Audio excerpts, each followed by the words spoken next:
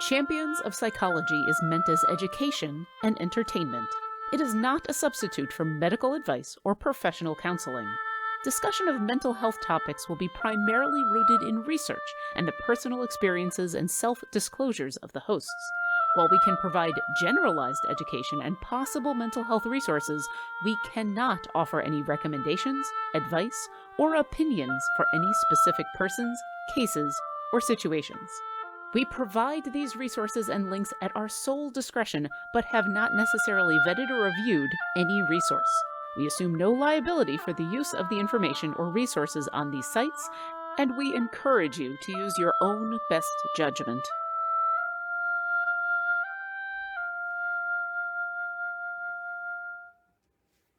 Hello, and welcome to Champions of Psychology, a show with the goal of openly talking about mental health and gaming presented by Codename Entertainment and TakeThis.org.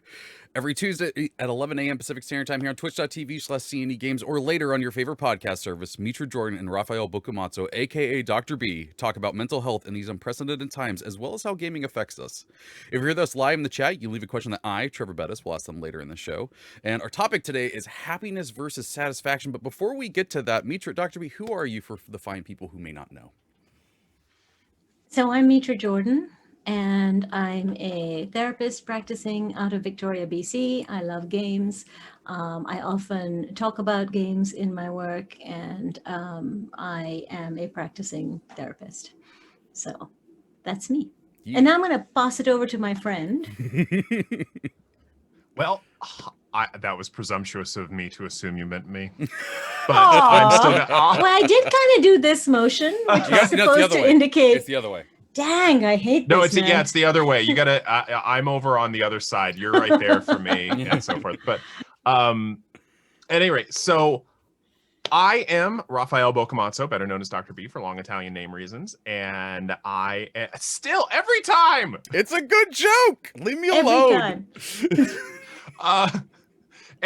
But I am a non-practicing doctor of clinical psychology. I used to work with people. I don't anymore. May in the future. I don't know. But I am the clinical director of TakeThis.org, which was at the time the very first mental health nonprofit to serve the game community by destigmatizing and educating on mental health matters. And I am also an expert on the applied use of role-playing games in clinical and learning settings. And I am a purveyor of many, many fine dad jokes, many fine dad jokes. And because the chat specifically asked, I'm going to give you all one right now. What did one wall say to the adjoining wall? What? Psst, let's meet up in the corner. Oh God. And we've lost all of our viewers. This is how it's going to go today. This is basically how this is all going to go down. I feel like that's a good intro for a happiness versus satisfaction. May not bring happiness, but it's bringing satisfaction. I am so satisfied with myself right now. Oh, Lord, in the chat, this is my fault and I accept it. I don't know. I think he should take some responsibility. I've got more. I've we know. got them on hand. We just spent the last hour with you. We know. I think we're pretty clear. Yeah. Okay. So to the topic at hand, where do we want to start on happiness versus satisfaction? I mean, should we define our terms as we so often do? Let's define our terms. It makes for a good start. So, what is happiness? And why do people struggle with it? Also, why is it so important in the grand scheme of things to be happy? Or why have we decided it's so important? Because it's a really common question. Are you happy? Right? And it's kind of a measure of how one is doing in one's life, right? So what do we mean when we ask that question? Well, I mean, I can say from the days back when I did work with people that very few people have an answer for that, because as longtime viewers will know or may have noticed, I'm big on defining terms. This is my autism brain at work. I want to know what I'm dealing with. I want to have a framework. I want to be able to do all that stuff. And for most people that I've talked to, what is happiness is this incredibly nebulous concept that almost nobody has an answer for, yet everybody craves. And even denigrates themselves for not achieving. Right, not being happy enough. Right. Yeah. So here's the problem from my perspective. Happiness is an emotion. And if we know anything about emotional states, we know they vary throughout the day, maybe even throughout the minutes. So you might be feeling happy, you might be experiencing upset about something else in the background, you might also be dealing with a bit of grief and loss or something. There might be some niggling, irritating thing that's kind of you're thinking about. And so experiencing a pure emotion, as in just one and not a number of them at once, is actually very difficult. It's not how emotion works in the brain. And it's certainly, most of us, when we talk about happiness, we have a hard time quantifying that, usually because there's a lot of other things that we're experiencing at the same time, a lot of other feelings. And emotions, as I said, are transient. They come and go. So we're asking ourselves, if we say we should feel happy all or most of the time, we're actually asking ourselves to do something quite, if not difficult, I think it's impossible, actually. Well, I think about any other emotion. Think about absolutely any other emotion. Yeah. And I don't care whether it is, I don't care whether it's anger. I don't care whether it's fear. I don't care whether it's sadness. Any other single emotion, if you were to feel it all the time, that would be a problem. Huge. And we don't have an expectation that we would. In fact, if I say, yes, you're angry all the time, I'd get a lot of people That's saying, concerning. what? No, that's concerning. First of all, that's concerning. Second of all, it's not actually true. Nor would we think it at all healthy emotionally to expect to feel fear all the time, anger all the time, anxiety or worry all the time. Or numbness, absence of emotion, depression or feelings that are like that. We don't expect to feel them all the time. And when a person is experiencing them most or more often of the time, that's actually a measure for how we identify mental health issues, right? You fill out a questionnaire and it says, how often do you feel X?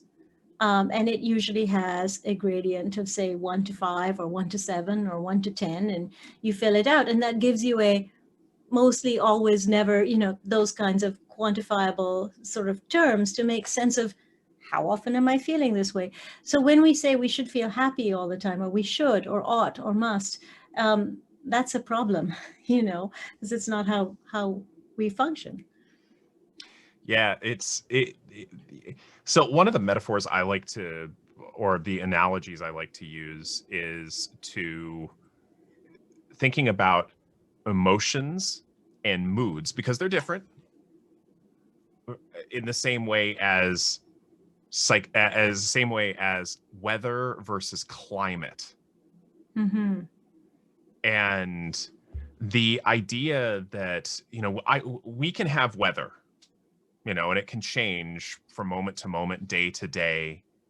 But climate is trends. Well, it's the same thing with emotions and mood, that our emotions change on a moment to moment basis. But what we're looking for is a long-term thing here. And that seems to be what people imply when they're talking about happiness, but it's still such a vague notion that so many of the people I used to work with were like, despite not knowing what it is, we're often getting down on themselves for not having achieved this thing that they have no idea what it is. Right. And that's a no-win situation for anybody. Exactly, because if we don't know what we're shooting for, how can we possibly get there? Like if we haven't got a clear goal, and conversely, it's a little worrying too when people put off experiences because of their state. So by what that I mean, I'm working towards this thing, then I'll be happy. I'll lose 10 pounds, then I'll be happy. I'll finish my degree and then I'll be happy. Mhm. Absolutely, if you achieve a goal, sure, you'll feel better about yourself for having achieved a goal that is important to you, whatever that goal might be. And definitely there's satisfaction in completing a long-term goal like a degree or any other pursuit that we have, getting a promotion at work, starting your first therapy practice way back when, that felt pretty good. But along the way, we want to experience our range of emotions, and we hope in there that there's joy and elation and delight and connection and love and all of these emotions that are not happiness exactly, but are certainly part of our overall um, gamut of human experience and emotion. Mm-hmm. So, can I tell you, Mitra, who I'm angry at in this conversation? by all means. Okay. I'm angry at the oatmeal. And Oh, I thought you meant the food. I'm like, no, I No, sometimes am angry at oatmeal. If I'm it's like, I've lumpy and never- cold, I'm not No. going to be happy with oatmeal. No, the oatmeal. Okay. no, okay. It's so funny. I used to talk to clients back in the day about this stuff all the time, and it was this long, nuanced conversation. And then I read the oatmeal's version of why I'm completely unhappy. And it's so genius and Yeah. so succinct and so well done. Mm-hmm. And if all of you have in the chat have never read the web comic The Oatmeal, especially their comic How to Be Perfectly Unhappy, it's so brilliant. Definitely look that up, and it's easy to find. Yep. And it is brilliant. It is so brilliant. Yeah. And I everything, basically, like everything we're gonna say is like summarized. Sorry, we're not as well animated. I can work on that. Yeah, yes. But I We're guess a little more interactive. yeah. I'll give us that.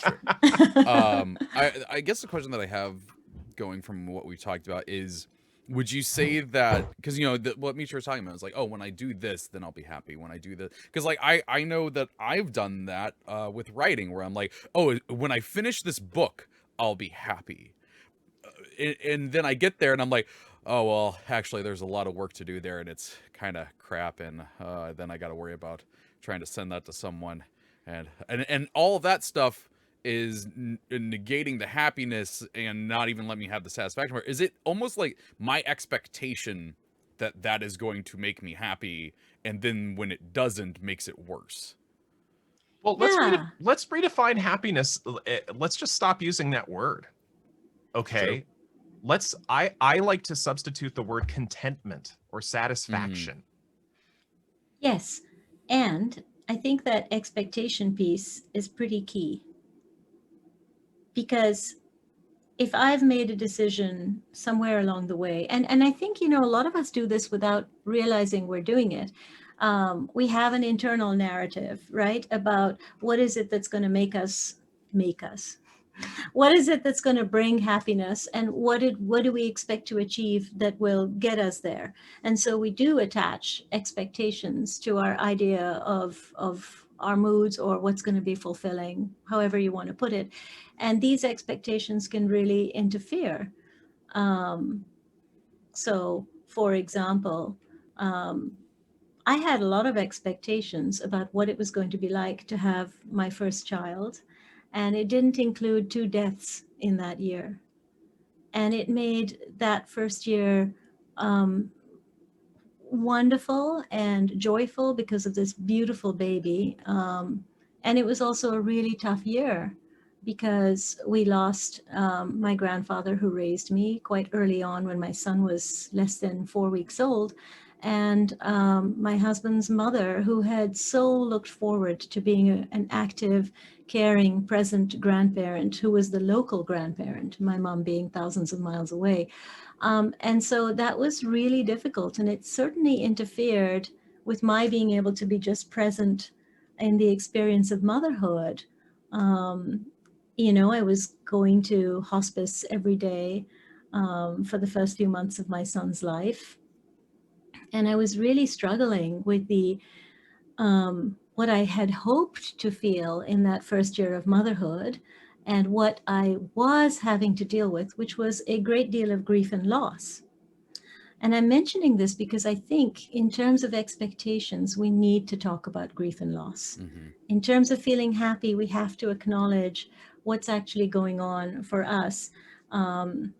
Because holding the space for all of our emotions is part of of our human experience. And so grief, loss, and anger, and a sense of defeat from time to time, and all of this is what makes us us. So, Well, and this is to build on that, and to throw, since we've now broached personal examples. So, chat, this is the last broadcast for me in my 30s. By the time we broadcast this next week, I will have had a big milestone birthday. I will have turned 40. And I will say that my 30s did not go according to plan. There are some big milestones that I looked forward to achieving by the time I was 40 that I didn't do. That for various reasons. I was hoping to be married with kids. I am divorced and childless. And at the same time, we talked about this in the pre-production meeting of, I think the metaphor Treavor used was having horse blinders, basically having tunnel vision on certain goals and being just super attached to certain goals as the only measure of happiness. And one of the things I did a couple days ago was, because I was really struggling with a lot of this stuff, still am in certain respects. But I started listing out all the stuff I've accomplished in the last 5 years. And I had never really looked at that as a list. And while none of it included, being married and in a stable relationship and having kids, there's a lot of stuff I hadn't considered. And if I stay anchored to this idea that my only source of contentment is to accomplish, this goal, this goal, this goal, and I ignore the literally at this point 2 pages single spaced of other stuff I've come up with, I am going to be miserable. Mm-hmm. Because I'm too locked into certain things. And that's not to say those things aren't important to me. Like Mitra brought up the idea of grief and loss, not to say it's, over for me, but it's, I didn't make a certain milestone. It, being anchored to that would have just been awful, absolutely awful. Mm-hmm. And so I'm learning to shift and grieve certain things while saying, hey, I can also accept that this has happened and this is pretty cool. Yeah. Yeah. I think that's a great definition from the outside. And, it's your experience. So let me know if you agree, of contentment, of what it is to have acceptance. And I think acceptance is key.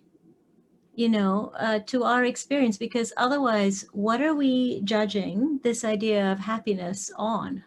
Is it something external, like I'm going to become a doctor and, sounds good, sounds pretty great to people, right? So that may make me, that may feel really good, mm-hmm. But is that what I truly want? Where is the contentment or acceptance, or where's the idea of that goal? I should be more clear. Where's the idea of that goal coming from? within the self, without the self, right? And one isn't necessarily the only important measure, right? Because we live in relationship to others. We live in community. And whether my mom is proud of me or not does actually matter, particularly if I love and am connected to my mom, right? So that idea of what we achieve is ours and also occurs in relationship. But at some point, it has to be something that we take on for ourselves in order for it to become contentment. Yeah. Well, and one of the things I remember talking to clients about way back when was the idea of, again, defining terms. And because I used to work with so many people who were self-deprecating because they haven't achieved happiness, despite the fact that they didn't know what that achievement would look like. The way we talked about it often was running a race. That if you don't clearly know where the finish line is, you'll never know if you've crossed it. And defining what brings you satisfaction, defining what will bring you contentment can be an absolutely crucial step on figuring out where that finish line is. But the thing is, one, you may discover in the middle of it that this is not the race you actually want to be running. Or two, once you've crossed that finish line,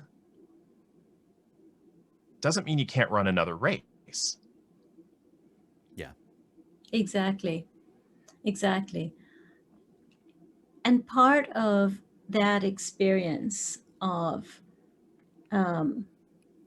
contentment is staying connected to yourself. And not just the acceptance piece, but the what matters to me piece.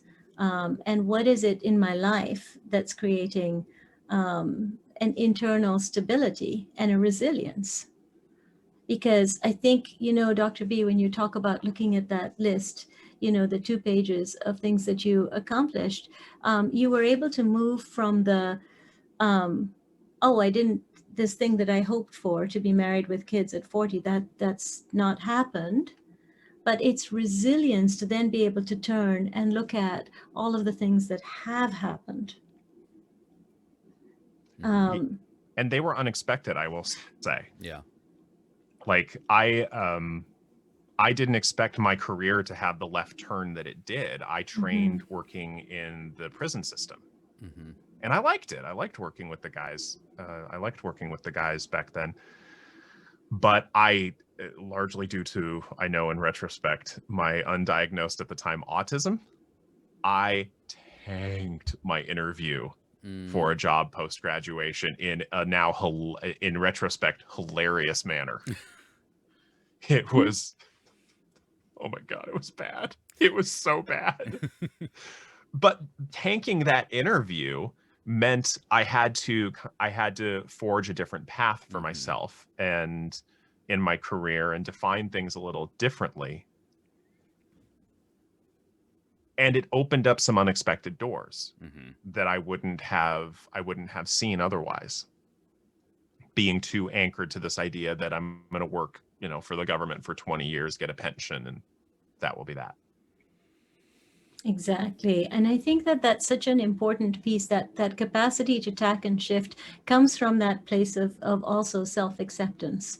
And when you see yourself in an environment, or you have an idea that it's going to be great to be in this one environment, and then you're in that situation and it really isn't a fit, it's important to recognize that and not to judge yourself for it, but to recognize that until we have some experience in a variety of life contexts, we're not going to know what a fit is. We don't come into this world with some wisdom about what's going to make sense for us and what isn't. It's actually the experience of being in various situations which helps us know where we belong. And it's also important not to force ourselves, the whole square peg, round hole situation, right? It's important not to force ourselves into something that isn't a fit for us. But it's also important to have patience with ourselves so that we can really figure out what's going to work. So I'm not the only one that's kind of stumbling through life without a roadmap. I think all of us are to some degree or another, because the problem with a roadmap is you might really like the roadside attraction and you may want to take a left turn. And if you're not going to allow yourself to do that, how are you going to have a good time? I don't know. I It's also like- think that there's a possibility that your roadmap is out of date. Right. Exactly. Exactly. So I can actually draw on an experience I had many years ago where I grew up drawing and painting and doing lots of sort of art and writing stuff, and I really loved it. And I was working as a chef, and I decided that I would give myself the gift of, trying art school to see how it felt, because I was pretty sure I was going to really like it. Okay.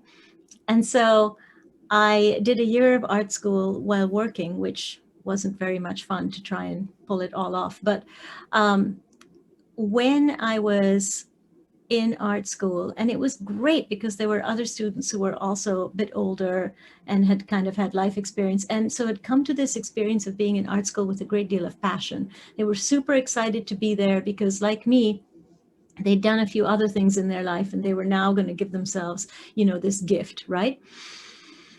And they were really passionate and driven, many of them. And you know what I discovered about myself? I wasn't. And it was a shock. So I had been planning on doing another degree, and towards that, you could take a couple of other courses. Like the art school thing could be credits for something else. And you could take, if you were on an art school stream, you could take like art history and something else. But I decided I would take psychology. And at some level, I'd known I wanted to do therapy, but I had this idea that I would do the art and then I would do some form of art therapy. And it was very unclear. And you can see, as I say this, that I didn't really have a clear roadmap. Had some ideas, but there wasn't a real strong felt sense of where I was going. What happened was, as I took a second-year psychology course, and it was all about attachment theory.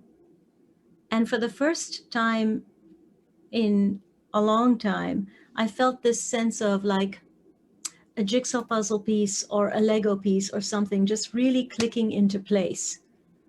You got that single 4-string brick, and the Tetris was going to happen. It is right there, and you're just like, yes, this is where I belong.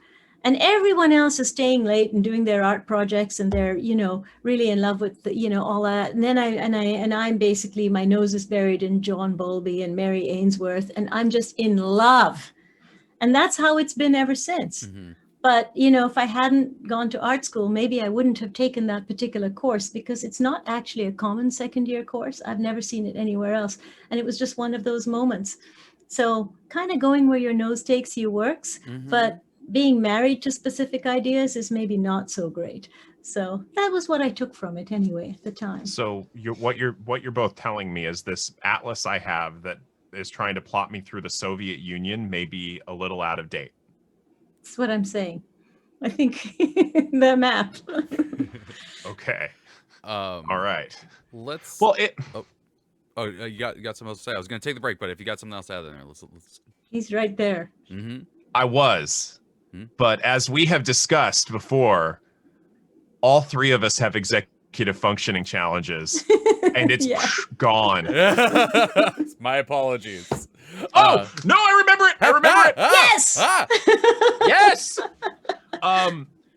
One of the things I like to think about, because I saw in the chat people bringing up happiness-seeking activities. I really seek out.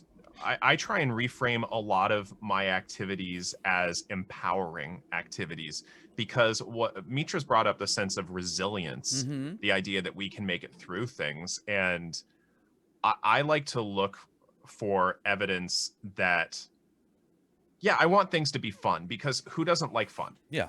I mean, fun, everybody likes fun. May they have a different definition of it, but fun is enjoyable by definition. And but I still want activities that show me I can do things. I can feel empowered enough to make it through the difficult times, because that's what brings me satisfaction. Yeah. That's what brings me contentment. Mm-hmm. Believing I can, just in general, I can. Yeah. I think one of the best measures of an activity or a path that will do that is when you know, when you start out, that you're not yet good. Yeah. But that doesn't demoralize you, that you actually want to become good, that you're interested in working at it, and that you recognize that there's something along the path that's also really enjoyable about that for you. Because, when you start out, training as a therapist, or, you're going to, well, you hope you won't make mistakes. You certainly don't want to make any serious ones. But I remember being in the interview for grad school and saying, I just don't want to make any mistakes. And the director looking me right in the eye with his pale blue eyes and saying, oh, you'll make mistakes. It was a terrifying moment. Absolutely terrifying. But it didn't stop me.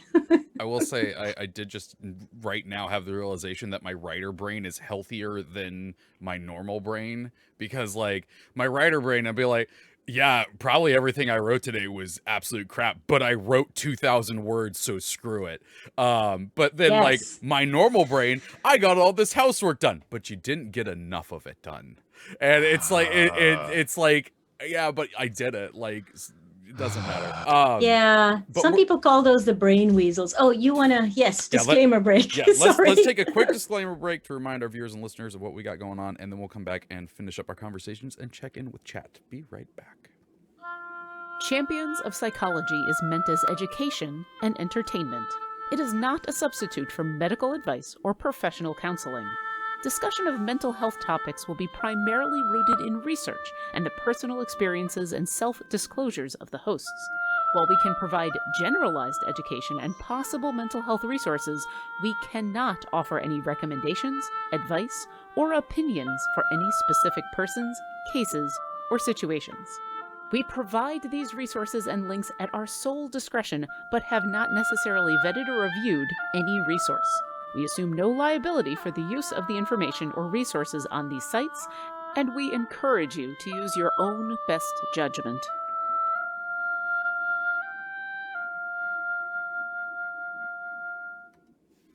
All right, so the last part that we've got here is talking about contentment, and we were talking before in our pre-show about contentment being a stand-in for satisfaction.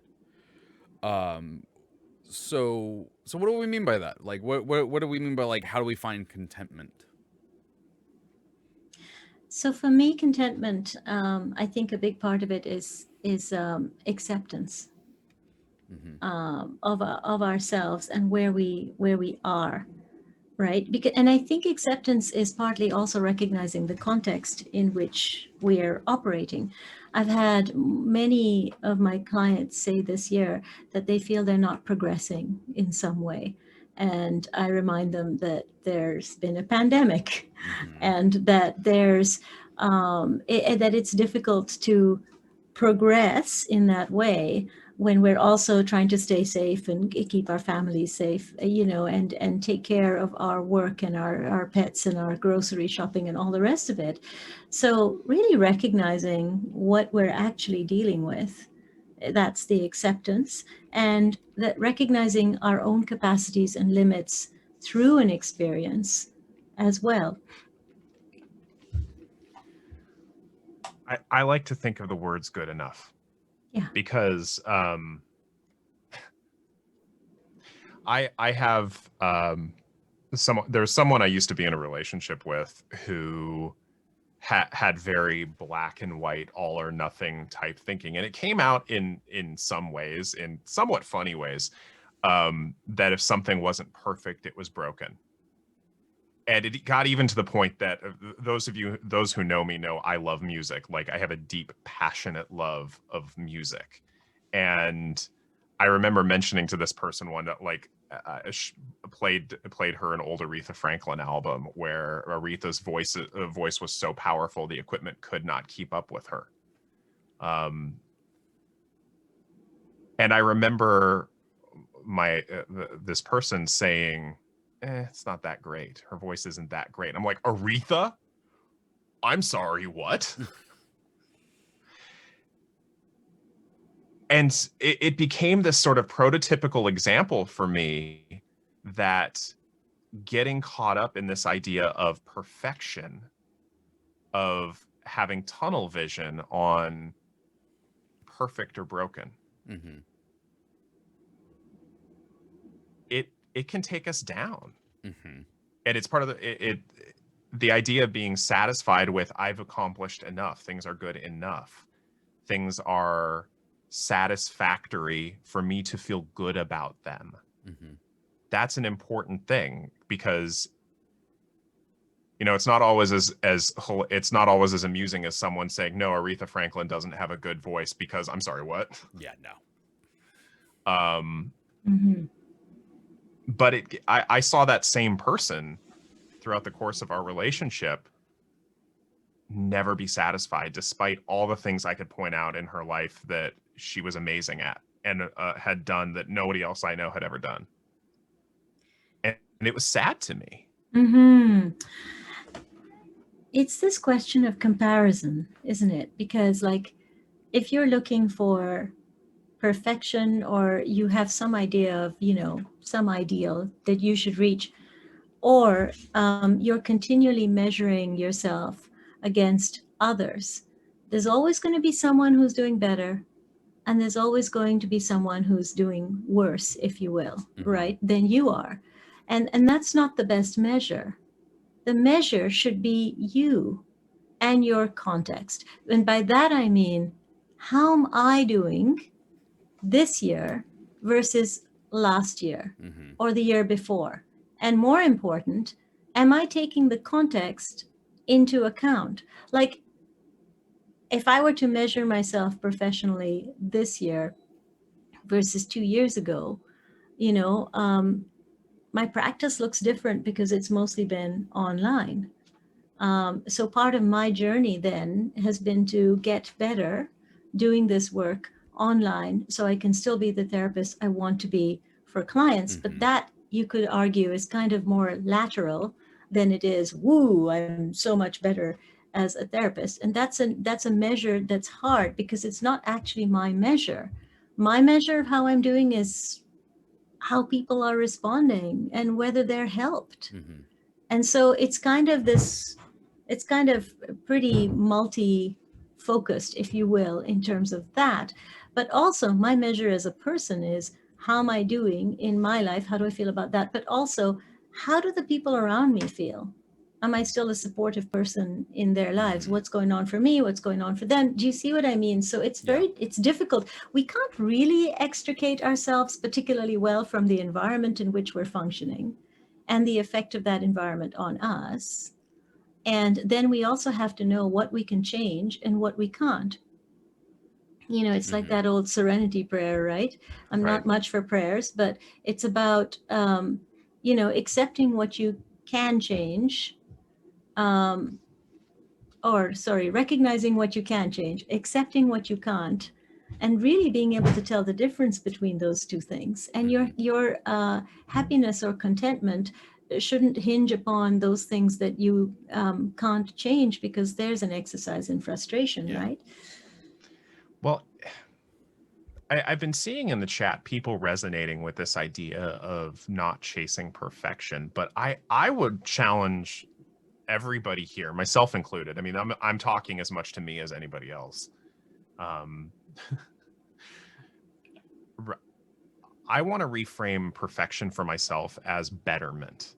Not seeking out perfection, but constantly striving to improve. Like Mitra pointed out, am I doing better than I was overall? Yeah. Recognizing that there are going to be bumps along the way. Recognizing that improvement is not a linear path, but it's a series of oscillations. And am I trending upward? Mm-hmm. And that's really what I want to go for. The idea of, okay, I did X, Y, and Z. Cool. How much further can I take that? Mm-hmm. not I missed these 2 things. I accomplished these 10. Yeah.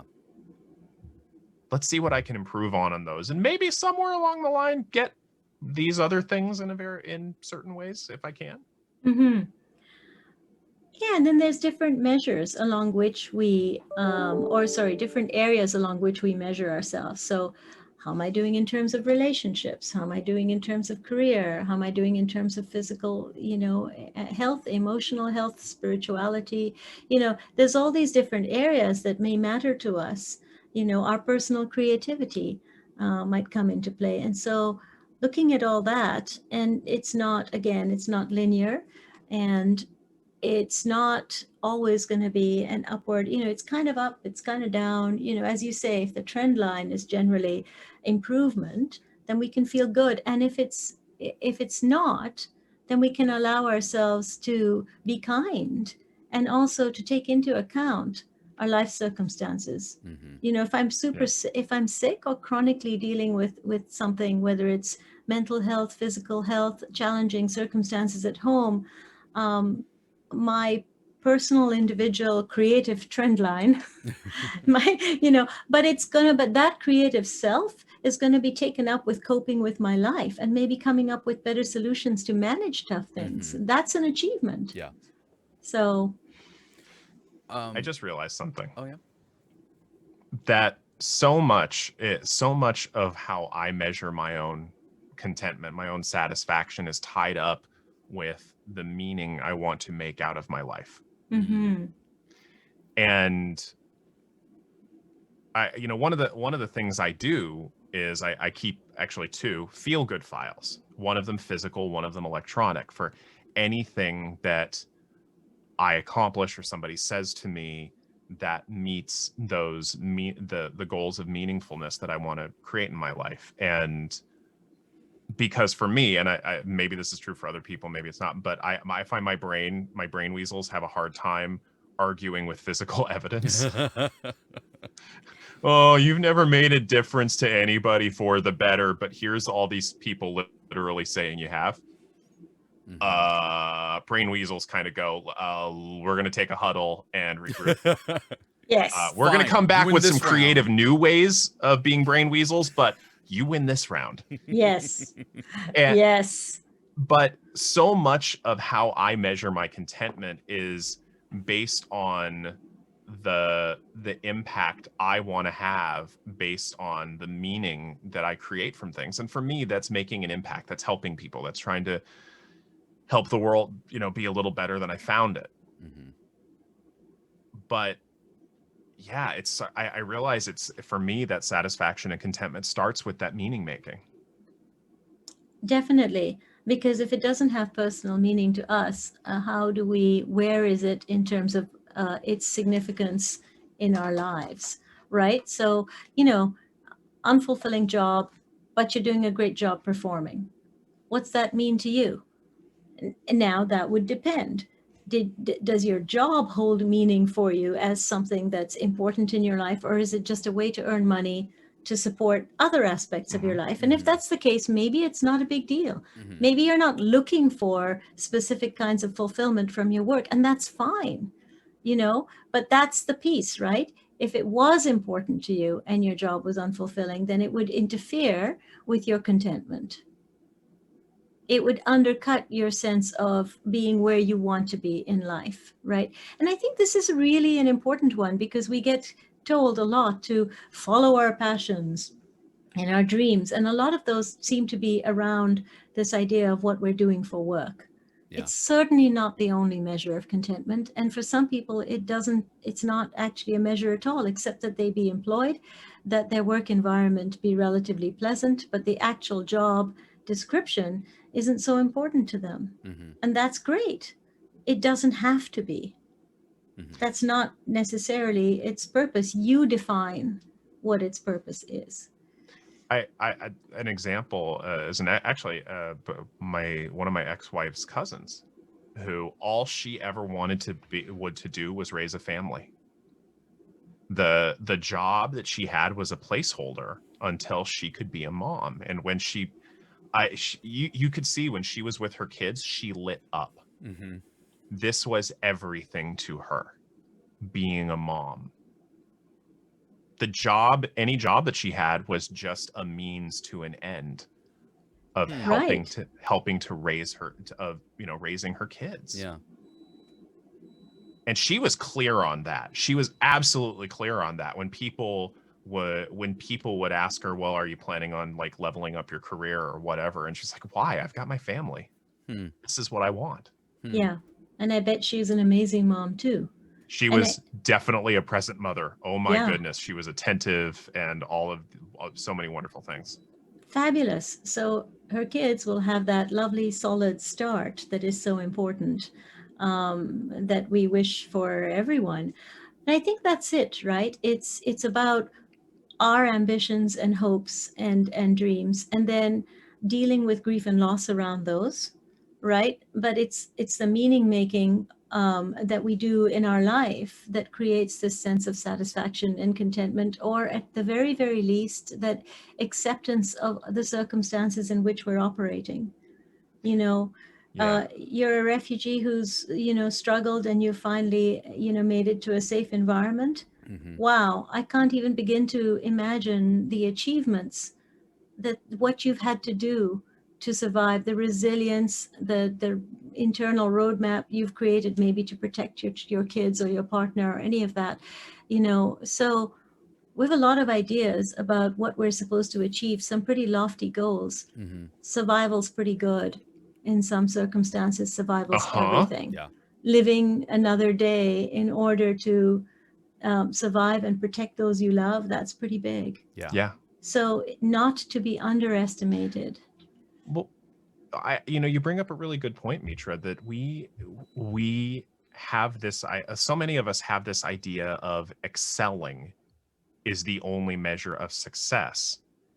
And I was talking to some people who were constructing a measurement on this a couple days ago, and they had this 5-point scale, and 1 through 3 had really negative connotation. 4 and 5 were great, but where we started talking was that middle ground, that 3. What's wrong with being in the middle? Nothing. That means you're doing everything right. You're getting by, you're surviving, you're maintaining. That's an accomplishment in and of itself. You're doing everything as expected if you can keep yourself in that middle. And honestly, we don't celebrate that enough. No. Yeah. No, we have this idea of excellence, and we make a lot of noise and drama about how important it is.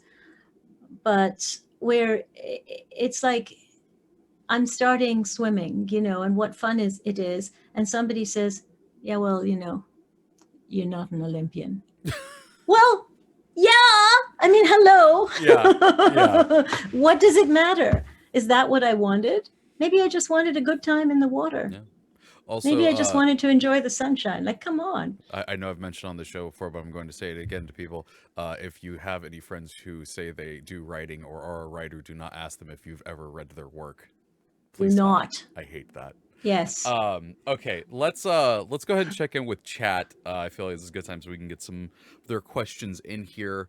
Let's see. Abyssal Icarus says, why is happiness valued more than contentment? Which is what we were talking about here. More than satisfaction, more than stability. And I think we kind of answered that one, but it is true. That is a good view to have. Because of marketing. That's why. No, oh yeah. We didn't even get into that aspect of it, but there's a lot of that in there. New, improved, fancy, dazzling. You should feel like this. That's right. That's right. Yeah. No. Yeah. Just buy our new beauty product. Actually, Tom Waits wrote a great song about it. God dang it! Why is Tom Waits coming up again? Because I love Tom Waits. Okay. He shows up a lot. Actually, no. Let's talk about that. Tom Waits is a good metaphor here because he's passionate about this already. Dude cannot sing. There. Dude cannot sing. He growls real well, and with melody. Real well, and he writes amazing stories. And Step Right Up is an entire parody of marketing. Yeah. Yep. Let's see. How would I say this? Relinathea? I think that's how you say it. Thanks for having this initiative here and normalizing talking about psychology and mental health. Thank you for being here. We appreciate you. Let's see. Crafty Rebel, this is already making me rethink how we perceive happiness. Despite what we are always told, even the things we love can't bring us happiness all the time. Yes. As someone with ADHD, yes. Absolutely. Man, Absolutely. man, that nothing is more fun than being like, this is gonna be the dopamine hit that I need, and nope. Apparently, my hyperfixation has gone to something else now. Hey, Trevor, if you just play this video game, you will get the dopamine hit that you need to make you happy. Yeah, I really wish you my just brain- buy this toothpaste. I really wish my brain would inform me that the asterisk on that was for one day. Oh my God. Hyperfixation has so much to answer for. Dude, I was so pumped for Skyward Sword Remake. I got the Joy-Cons, I got the Amiibo, and I played it once. Yeah. Sorry, that is a different thing. I think, but actually, I think it points to something pretty crucial. This idea that which we're anticipating, Yep. right, and the sort of excitement or joy or whatever of that, not to be confused with the actual experience. Yeah. And just accept that experience on its own terms, and accept the anticipation as just a really lovely prelude, to who knows what, really. Well, yeah, sometimes that anticipation of fulfillment by just this one more thing, that in and of itself becomes an unattainable fantasy, because there's so many times, and I think we're all guilty of it at certain times in our lives, that we put so much anticipation, so much expectation on just this one thing that one thing cannot live up to our expectations. No. And then we're left dealing with the aftermath of, hey, this thing might be cool, but it's not the end all be all for everything we ever wanted in life, because I can't think of many things that are. Yeah. And the measure of doing something isn't that you're going to do it well the first time, or even the second time, or even the third time. I remember first trying bread baking back when I was a chef. I started with cooking. I went into pastry. I got good at that. And then I had a job where I was supposed to make bread. Bread. And I really had very little experience with it at this point. But I remember baking bread and thinking, I could be really good at this. Not thinking I was good at it, because I wasn't. Not thinking I was going to be good at it with the very next time I tried, but thinking, no, this is so awesome. And I feel I feel really good doing this, and I want to keep doing it, and it's fun. And I still bake bread to this day, and it's awesome. And sometimes the bread's good too.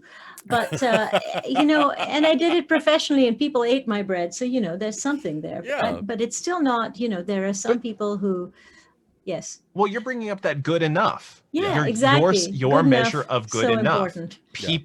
People enjoyed your bread. Yes. It doesn't And it was fun necessarily making have it. to win a bread baking championship in Paris.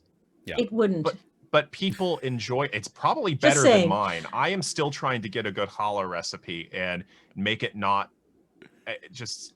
I'm telling you, man, we bread is should do a tricky. challah episode. That would be so much fun. I know it's come up on the show before. And we're gonna holla at you. Yeah, we should do that. We should pre-tape some parts, and then we should, do our episode, and then you'll see the my bread. production skills. No rush. We'll work this out. Somehow it's going to happen. Yeah. Because Dr. B and I are committed. We're anticipatory. Mhm. It's gonna be great. No, maybe it Welcome to the Dr. Bake Off. Dr. Bake Off, yeah. Oh, love it. The B stands for bread. Apparently. Something really witty says, self-acceptance is such a hard thing for me personally. I'm allowing myself some leniency with it at times. So it's good. God, you and me both.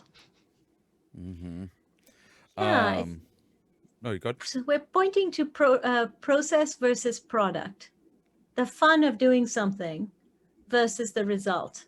So if I'm always focused on the result, and the result has to be perfect, I'm going to have a lot less fun doing the thing, because I'm going to be very caught up in the end.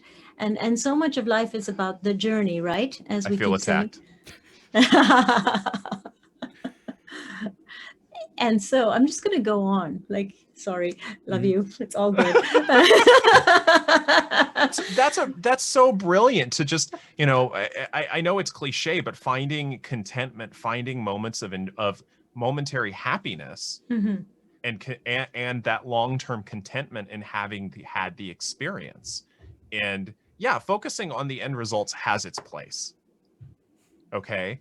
But I think a lot of what we've been talking about today is being willing to change those end goals, being clear on what they are, but being willing to change those end goals with changing circumstances, because we're dealing with this hodgepodge of both personal abilities and goals, environmental factors, Mhm. and just getting technical. And now Mitra will know what I'm talking about. I'm thinking Bronfenbrenner right now. Just Oh, of course. yeah, Bronfenbrenner's different fantastic level for that. macro And just system, all of the, mesosystem, and all that. exactly. Anyway. That'll be another episode. Hi, sometime. jargon. Hi. Sorry. But yeah, I mean, basically contentment becomes a swirling mash of both personal goals, abilities, and environmental factors that, yeah, it's swirling. There's eddies, there's tides, there's currents. Yeah, and a big piece of it is like, can we be there for the experience? Right? Can we be there to just fully embrace, understand, take part in whatever that experience is? And it could be a wedding, it could be a funeral, right? It could be bread baking with your aunt. It could be just being by yourself, in the kitchen or wherever else and trying out a thing, right? Is it okay for us to fail in our minds, right? We may have had an idea. Can we look at it in terms of success from a different place? If I'm with someone I really care about and we make terrible bread, for example, have we had fun? Did we do something fun? Did we try something new? Did we enjoy ourselves? Then that's a great memory. Like I talked at the beginning of this episode about the death of my grandfather. And one of my favorite memories in life is putting my new baby into my grandfather's arms. And my mom and aunt and I stood back and watched these two people who were in the doorway going in different directions. But it was an absolutely electrifying moment that I will never forget, and that I'm so glad I could show up and be there for that. Yeah. Because it was so meaningful to my own experience in life. So, there we go. And there was some incredible joy about that moment, in spite of the great sorrow that was also accompanying it. Yeah. I don't think there is a better way that we could end this episode. That is, I think, where we're going to stop for this week. Thank you both for sharing the stories that you did. If people wanted to follow you on the social medias, where would they find you? So I'm at Mitra Jordan, my Twitter handle. I read every DM, I read every tweet, but I'm absolutely terrible at responding immediately. But I promise you I'm there. Please feel free to reach out. And of course, my website is mitrajordan.com. And I now pass it over to the lovely Dr. Boccamazzo, who is everywhere. Yeah, no, I'm professionally around. just what I go for. I need my face on Krieger from Archer's head. Just go my face on his body, just going, yeah, I'm around. But yeah, I'm Dr. B, Raffael Boccamazzo, clinical director at Take This. You can always follow Take This's stuff at takethis.org or on all of the socials at takethis.org. You can follow me at, I knocked over the Psychomancer. Oh, no. He's fine. He'll pick But himself here's back. where you can follow me, the Dr. B, TheeDoctorB as in boy. I'm on the socials. Oh, and guys, I'm just a master, not a doctor. It's an MA in counseling psychology. Ooh, you got promoted.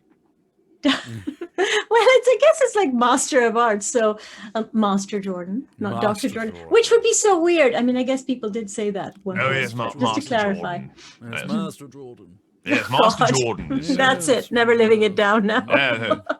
Master Jordan is dispensing the advice. Oh God, dispensing. That's horrifying. Dispensing life lessons.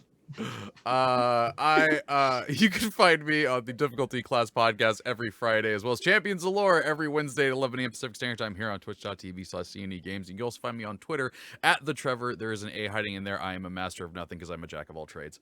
Thank you to Jay for moderating the chat as always and doing a fantastic job. And thank you to Codename Entertainment and TakeThis.org for giving us an opportunity to have these discussions. If you missed any part of this show, you can catch it later as a podcast at 2 p.m. on your favorite podcast services. And if you have any suggestions for future topics, send them into championsofpsychology@codenameentertainment.com. If you are live with us in chat right now, words are hard.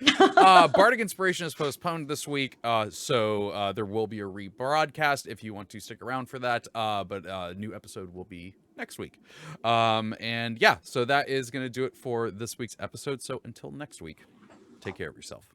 Bye, everyone. Bye, everyone. Champions of Psychology is meant as education and entertainment. It is not a substitute for medical advice or professional counseling. Discussion of mental health topics will be primarily rooted in research and the personal experiences and self-disclosures of the hosts. While we can provide generalized education and possible mental health resources, we cannot offer any recommendations, advice, or opinions for any specific persons, cases, or situations. We provide these resources and links at our sole discretion, but have not necessarily vetted or reviewed any resource. We assume no liability for the use of the information or resources on these sites, and we encourage you to use your own best judgment.